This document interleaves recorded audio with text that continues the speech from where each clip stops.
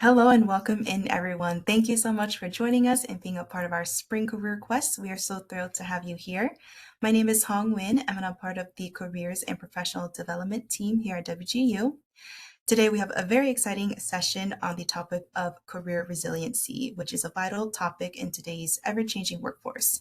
We're so honored to be joined by Craig Bowden, a WGU alum and the Supply Chain Superintendent at ExxonMobil. Craig brings years of leadership and industry expertise from one of the largest energy companies in the world, and we are so proud that he's a WGU graduate and an advocate for career growth. He will share his real world insights on navigating challenges, building lasting skills, and staying resilient through industry shifts. So, with that, Craig, I'm so excited to pass things over to you. The floor is yours. Thank you very much. First and foremost, I want to thank everybody for taking time out of your busy days. I remember when I was going through the program that every day was busy with work and home life and school, so I appreciate you guys taking the time today. Like Hong said, Craig Bowden, I'm a supply chain superintendent with ExxonMobil supporting worldwide ventures, and we'll kind of get into what worldwide ventures is on the next slide, which we can jump to, please. Okay, a little background about myself. I graduated from California Maritime Academy in 2003. I got a bachelor's in marine transportation. And with that, I got a United States Coast Guard unlimited third mate license. And what that meant was my career path that I had chosen for myself was to work on ocean going vessels, cruise ships, container ships, bulk ships, oil tankers. And then in 2016, I finished graduation, got my MBA with Western Governors. When I graduated in 2003, I said I was never going to go back to school. I was done. I wanted nothing to do with it. And at the time, my grandmother pushed me to go back to school, go back to school. And all I wanted to do was work and have a good time. And when she passed away in 2011, 12 timeframe, decided it was time to fulfill a promise to her. So I was working overseas, working a rotational job, and found WGU online and decided to go back and get my master's. It was a good time in my life and fulfilled that promise to her and gave myself a leg up, I believe a leg up in my industry, and was able to learn a lot of the business acumen that I had never really been exposed to. And then on a personal side, I'm married to my lovely wife. I have two stepsons and two German Shepherds, and I live in Southern California. So we can go to the next slide, please. So kind of quick high level of my career. I've never worked in the United States. I've always worked overseas. I worked, started with Exxon Shipping, which at the time was Sea River Maritime. It was a subsidiary. I was an ocean going officer on VLCCs, which is very large crude carriers, mostly running from Valdez, Alaska to the west coast of Washington, San Francisco, and Long Beach. Then I took a job working offshore on a production unit in West Africa, off the coast of Angola. I ended up doing just about 10 years there. Started out at a basic entry control room operator, and then I worked to the production side of things. And production is the bringing of oil from the ground up through treatment, and then we would store it in the tanks. And then I became one of the senior field control room operators. After that, I took a position doing startup and commissioning on an onshore project in Sakhalin Island, Russia. And if anybody's familiar with Russia, that's east coast of Russia, north of Japan, up in the Arctic Circle. Very, very, very cold in the winter. And then was over there for about 3.5 years. And then I took a job in Guyana, down in South America, for one of Exxon's crown jewels right now. We started a project down there with one drilling rig. I was the marine superintendent managing the supply chain vessels that supported our offshore drilling. And within the 6.5 years I was there, we went from one drilling rig to six drilling rigs. And when I left, we had three offshore production units. That job probably was the biggest scope I had. I managed a fleet of 35 vessels. I had 20 employees, and I managed about $1 billion a year budget for vessels and fuel. And then my most current role is supporting ExxonMobil Worldwide Ventures. And what Worldwide Ventures is true exploration wells. Exxon's going into frontier countries, drilling exploration wells to decide if they're going to be economically feasible and something that we might develop in the future. So over the last year, I helped drill one well in Egypt and two wells in Cyprus. And then in the current role, I manage the team that oversees our shore base operations, our marine operations, and our aviation operations. So I'm going to stop here. I only have a couple more slides. I want to open this up to discussions, questions. So I'll stop here for a few minutes to see if anybody has any general questions kind of about my career path and where I've been in the world. I want it to be more open-ended back and forth than just me talking to you guys and gals tonight. Awesome. If anyone has questions, feel free to drop that in the chat, or you can raise your hand and we'll make sure to pass the mic over to you. Just an initial question, from all the experiences and in places you've been, do you have a favorite assignment that you've been on, Craig? Um, I would probably say my current role is a favorite just because I'm not stuck somewhere. I get to bounce around and see different things. I will say from an exposure, my time in Guyana was really my biggest introduction into the business side of the business side of versus just being operational. And then I saw Sally had a question about how getting my MBA helped shift my career. I don't want to say it was a true shift. It gave me a lot of tools in my toolbox that when I got the opportunity to sit in positions where I was dealing with procurement and contracting and strategy and global markets, I understood what people were talking about and I wasn't sitting there trying to figure out what the heck was going on all the time. So I won't say it was a true shift, but it was definitely a lot of tools that allowed me to succeed quickly. Awesome. Thanks for that question, Sally. We do have a hand raised here from Brittany. Brittany, I'll go ahead and unmute you and you can ask your question. Yes, I was just curious. How did you originally start from overseas? Because that's kind of like I've never been out of the country, and so that's kind of like what I wanted to do something with my job. Because I'm in for education, and so I really want to teach like somewhere else in the world besides the USA. So I was just kind of wanting your feedback on how you started to be out of the country.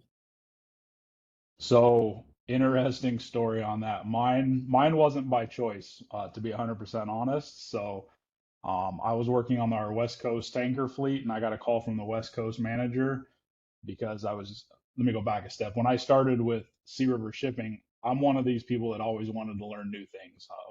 Never wanted to stay on one vessel, one crew. I wanted to just out of school. I wanted to learn more things. I figured the more I got exposed to, the more valuable I was. And I've continued that mindset for the 23 years of my career. So as I was working for only about a year and a half with Sea River, I was bouncing around on ships. I worked on 7 different ships in 2 years. So I never really had anybody that knew me that was a regular with me. And at the time, Sea River was downsizing their fleet, and I got a phone call from our West Coast manager and says, "Well, we got two options for you. You can either take a severance package or you can take a job in West Africa." And I was 24 years old, and I said, "Well, do I have some time to think about it?" He goes, "I'll call you tomorrow morning." So at that time, it was time to make big boy choices. I had just bought my first condo, so that's how I ended up overseas. My recommendation for you is I know there's a lot of people that do it. There's a lot of great internet resources. Check with the colleges. I know Sam on here. He talked about working abroad. A lot of it is just finding that in that you can really talk to someone and understand what that looks like. Whether it's teaching abroad, things like that would be my recommendation. Thank you for that question, Brittany. We have another one here in the chat. What does a typical day at work look like for you? Do you want to know what a good day looks like or a bad day looks like? Uh, so in my role right now, current operations, the offshore rig works 24 hours a day. When I'm on rotation, I work for 28 days straight. I show up 28 days from then. It's 6 a.m. to 6 p.m. in the office every day, supporting those guys offshore, and then I'm on call the other 12 hours. So I'm going to put my disclaimer out there. If I do get a work phone call, I do have to take it, and I'll be back as quick as I can. But hopefully, it's going to be quiet tonight. Some days are pretty quiet though, when things are running smooth. But we have 3 different vessels supporting our rig. if one of them breaks or has a problem, we're coming up with contingency plans to keep the material moving to the rig offshore. Just to put it in perspective, the rigs around the world cost anywhere from $500,000 to $1 million a day to operate. So every hour that they can't operate is a huge loss for the company. Awesome. Thank you, Lander, for that question. Any other questions? Feel free to throw them in the chat, or you can raise your hand here. One that did come to mind as we're talking about career resiliency, are there any habits or mindsets that have helped you remain grounded and resilient over the years in your career? Yeah, that's actually a good point that kind of feeds into the next slide, if you don't mind. Yeah. And just so everybody knows, there's only one more slide after this, so I encourage the questions. I kind of put this on there is a simple slide. It shows an open door with a black wall and an open door with a white wall. And kind of got a quote that says career resiliency. Really, resiliency is an ability to recover from or adjust easily to adversify or change. Throughout my career, I've never looked for the next role. I've always just taken what the company gave me, and I saw every opportunity as that white door. It's bright. I can learn something new from it. I can ask questions. And every opportunity I've had, I've tried to take things, whether it's behaviors from managers, good and bad, things I learned on the job, and I take that to the next role. Now that I'm in a management position and I manage employees, I tried to look back at the first 10 to 12 years of my career and said, okay, what about the managers that I had that I didn't like, that I don't want to carry on those traits? And then on the same token, what good traits did managers have that I want to replicate because it made me feel like an important employee? So for me, the biggest thing was every door that opens isn't closing you off to something else. It's giving you a new opportunity to learn. So I've been with Exxon 23 years, a lot of different capacities. I sit down with our drilling guys just about every day and ask questions about things because although I supported drilling in Guyana for almost 7 years, it was such a massive organization that the the personality, the familiarity with people isn't really doable because it's a cog in the wheel. You're a machine moving forward, whereas the team over here is much smaller. So when I have questions, I can walk next door and talk to somebody. So every chance you get in the company, it might not be that career path that you think you're on, but every opportunity you have gives you tools, experiences, understandings, learnings that you can take forward to that next part of your career, even if it's not in the same industry. And that's kind of what I was highlighting on the first slide with my career. All I ever wanted to do was work on ships and be on the water. And now I sit in shore bases all over the world in places that I had never even heard of.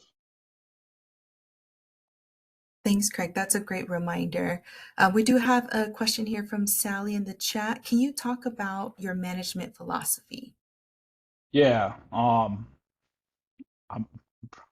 I'd like to think I'm a good manager.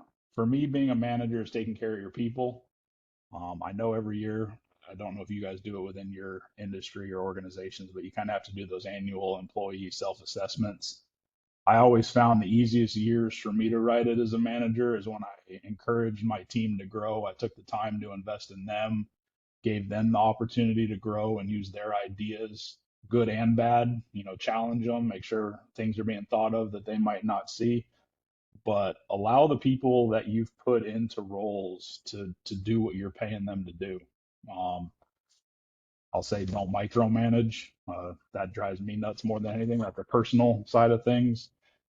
But yeah, just trust the people that are doing the job you're doing, and when they succeed, you succeed as a manager. Awesome. That's great philosophy there. Another question here from Sally. What are some of the challenges you face in management? I think everybody knows it from every industry is budget cuts, how you take care of things.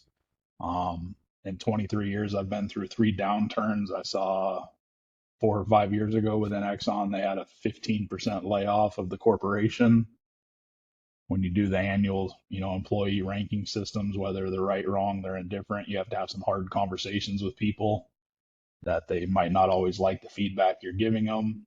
So Honestly, people are the hardest part of management. They're the most rewarding, but they're the most challenging. Awesome. Thank you, Sally, for all your great questions. If anyone has more questions, feel free to throw them in the chat or raise your hand and we'll make sure to pass the mic over to you. Question here from Sam.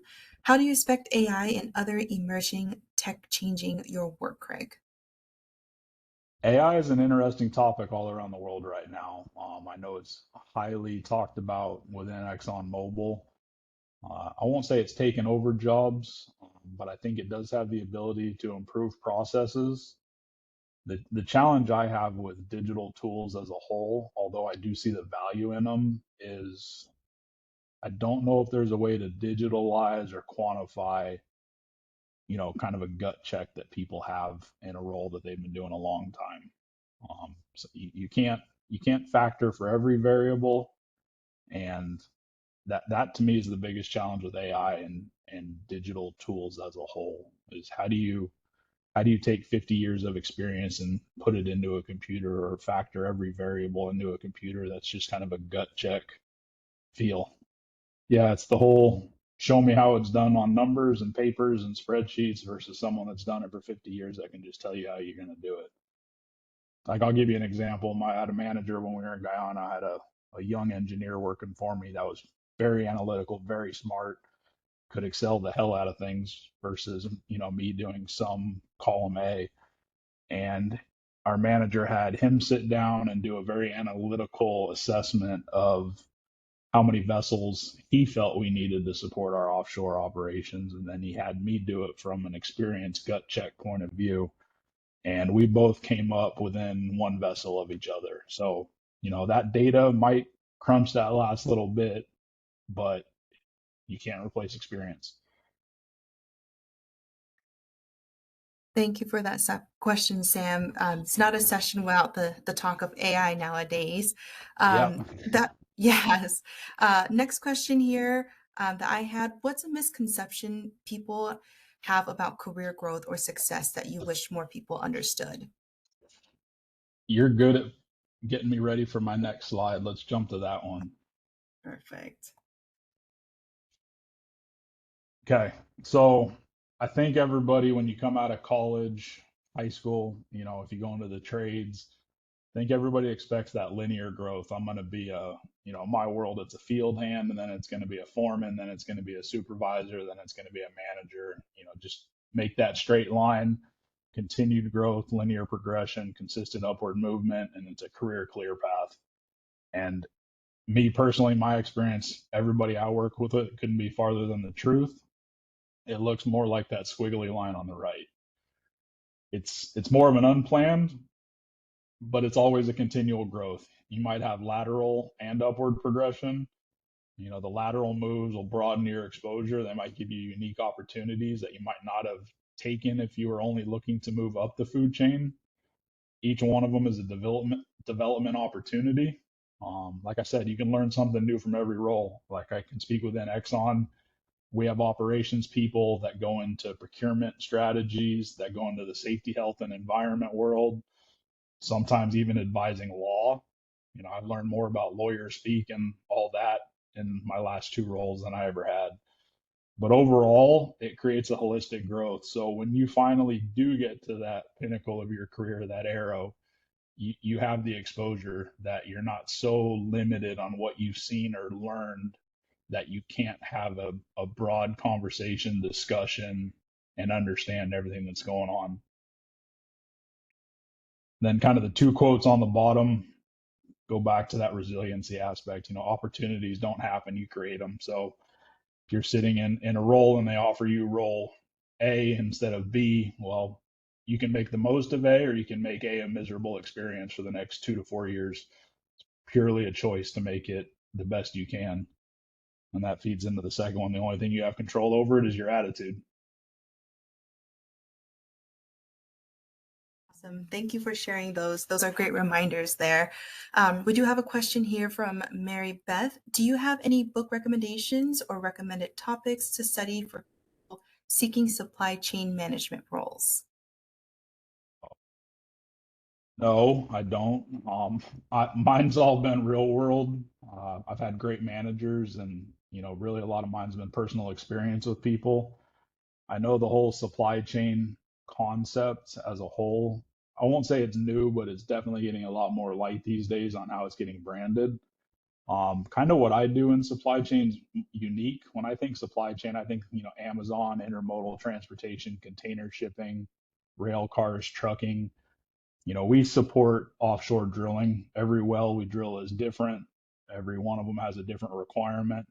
So you do take some of the supply chain concepts of shipping, freight forwarding, that intermodal transportation to get stuff to the country we're going to need to be in. You learn about tax laws and import export regulations, FCPA type topics. But for us, it's so changing every country we go to. I mean, even just the last year between Egypt and Cyprus for me have been eye openers on what you can and can't do in countries. Awesome. Yeah, I think that's a very helpful reminder that the experience and the learn on the go is very important. We also have folks sharing their LinkedIn. Craig, if you're okay with it, I'd be happy to share your LinkedIn out as well. And it sounds like, Absolutely. to your point, yep, from your managers and learning from them. So being able to network and connect with those in the supply chain industry and learning from their insights would be another great way too. Any other questions, feel free to drop them in the chat or raise your hand. I did have one here. For students or grads that's entering the workforce, what advice would you give them about building long-term resiliency early on? Um, be open minded. Everything's an opportunity. Every course you probably one of the biggest things, like, nominate yourself if possible for every training the company has to offer, whether you think you're going to use it or not. Don't let your primary job come first, but it just shows that you want to be a part of the company. You understand, holistically what the company wants to do, whether it's a management course, or, even something that you're supporting in supply chain. If your responsibility is to move something from A to B for an operation that's happening at B, ask what they do at B, understand it. That way you can understand, I'm loading these on trucks or rail cars. How does it get used at the end user?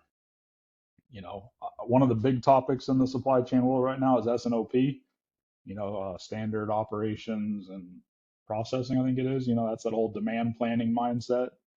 Um, but yeah, for me, the biggest thing, I asked a million questions. I still ask a million questions. I've been through three different aspects of Exxon, and the same acronym can mean three different things. So if you go in, we're like, okay, I know what this means, but they're talking about it, and it's like, wait a minute, that's not what I know it as. So just ask questions. Um, Unfortunately, you're going to get people in the industry, businesses, they don't want to share information. But I found that more people want to share and talk to you about what they do than don't want to share with you. That's great insight. Thanks, Craig. Any other questions? Feel free to drop them in. We do have a comment here from John. Love the Viktor Frankl quote, Man's Search for Meaning is an amazing book. Awesome. Thank you for sharing that. Another question that I comes to do want to mind. apologize that this is all on my PowerPoint. I'm not a Oh, PowerPoint engineer. I hate that's them. So okay. I like the question and answer type sessions Yeah, like that this. yeah, not a problem. Craig, were there any moments in your career where you faced a major setback or change, and how did you bounce back from that situation? I mean, I think for me, starting out early in my career, thinking that I was doing a good job, and you get a phone call that you're going to get laid off if you don't take this other job that is nothing that you went to school for. So that was probably one of the biggest career changing moments for me. Um, it's like, okay, well, let's figure it out. And even when I went to West Africa, I was working on an FPSO, which, for anybody that doesn't know the offshore world, it's a floating production storage offloading unit, usually deep water platforms. Ours was 120 miles off the coast of Angola. We stored 2 million barrels of oil a day and offloaded it to tankers that took it all over the world. So I was able to take some of what I learned in college and what I was doing on the tanker world and use that for the loading and unloading. But I was sitting right next to the guys that were doing the control room, all the production, bringing the wells online, power generation, gas and oil treatment, and things like that. So when you're sitting next to someone for 12 hours a day, it's kind of hard not to talk to them and ask questions. And, kind of the same thing, opportunity. They had a bunch of people retire and move on. And the supervisor says, well, you've shown an interest. Do you want to slide 10 feet onto the other side of the room and have a whole different job? And said, sure, why not? My first night, I'll never forget. You don't forget certain things in your career. Got an alarm that we had a high pressure on a diesel filter. I told the guys to go swap it. No big deal. It happens every couple of days. Well, it turns out that the guys didn't change the other filter. I caused the facility to go completely black. Had to do a startup from nothing. All of our wells shut in. That was a $2.5 million shutdown when oil was $100 a barrel, and we're making 250,000 barrels a day. So everything's an opportunity. It's a learning opportunity. Wow. Thanks for sharing that, Craig. And you mentioned early on in your career, you had that opportunity for a shift, and you mentioned that it was in a role that you didn't go to school for, you knew nothing about. One of the popular topics with our students is the concept of imposter syndrome, which is being offered a role or having the opportunity to be in a role that you don't have experience in, and you kind of have some self-doubt, not really sure how you're going to accomplish those responsibilities. I know you mentioned you asked a ton of questions, but when you did these career shifts or new opportunities, how did you get past that imposter syndrome or that self-doubt? I'm not going to lie, there's a lot of fake it until you make it. You're going to make it after you get exposed to it. I used to write down questions and after meetings call people and ask, hey, make sure I understand this concept we're talking about. And you keep building that toolbox you have of you wouldn't get put into a position, I believe, if you have a good management system behind you. You're not going to get put into a position where they're setting you up to fail. Some of them might be a stretch, some of them might be a reach, and some of them you might feel like you're totally in the deep end. But good management systems won't put you in those roles if they don't think you have the potential. So even if you feel like you're that imposter, you're there for a reason, and make the most of that opportunity and use that as your ability to shine and grow and show what you're capable of producing.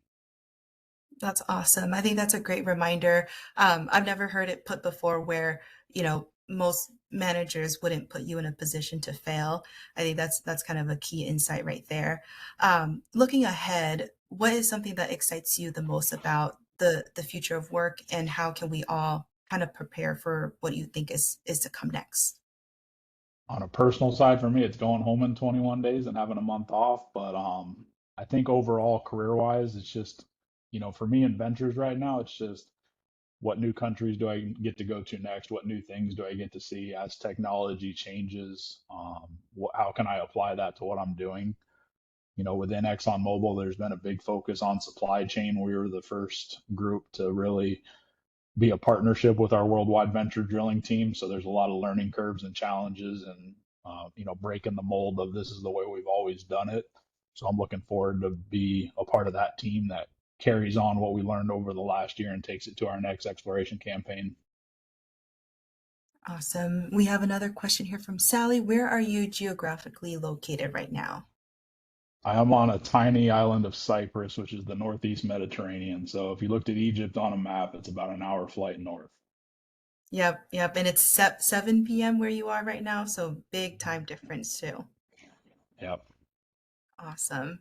Sam here. Craig, what national or local networks or professional associations in energy, logistics, etc., would you or could you recommend for our supply chain and business students to plug into? It's a great question, Sam.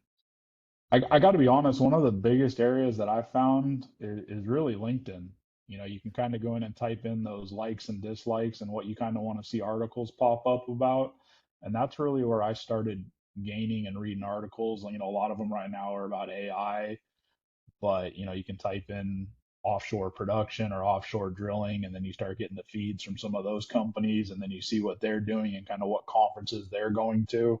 And again, it's the proactivity that you have with your own career growth. You can just stay in your little bubble of what you learn at your company, or expose yourself to what's out there, because I mean, the internet's a treasure trove of information. Like in my world supporting drilling, I don't know what 90% of the drilling tools are. When I hear them talked about every day, I look at them online just to see what it looks like. I'll never touch it, never use it, but I want to know what they're doing. So yeah, just LinkedIn's a big one. I Mm-hmm. love the articles on there. I love, when people talk about they go to conferences, what some of the topics were, especially, I mean, it changes so much, not even week to week anymore. It feels like day to day. Yep. Awesome. Any other questions? We'll give it just another minute or two here. And if you do think of a question later on, you can always email us and we'll make sure that gets through to Craig. We'll also share out his LinkedIn here so that you can connect with him if you'd like. But any other questions, feel free to throw them in the chat or raise your hand and we'll pass the mic over to you. Just give it another minute here.